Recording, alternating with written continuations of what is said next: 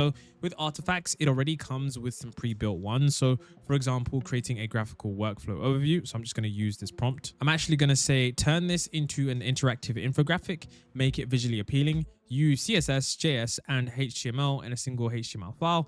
And so basically I just have a table here. And so I basically just want to see if it can remake this. I've seen, Sonnet and Anthropic make this. So right now we can also see what the model is thinking about.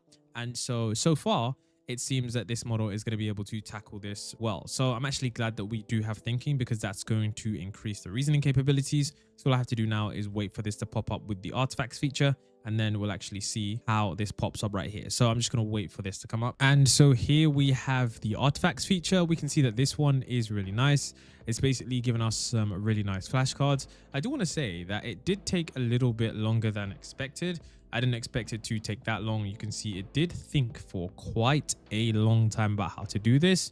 But if I'm being honest with you guys, I don't mind if a model takes longer to think, because that just means that, it's at least going to be accurate. So, speed for me is no longer an issue when factoring in accuracy. So accuracy is the last metric. And we can see here that it managed to build this visually appealing. We can see this looks really well. Now, the thing about this that I think is most surprising is that I actually asked Claude to build this as well.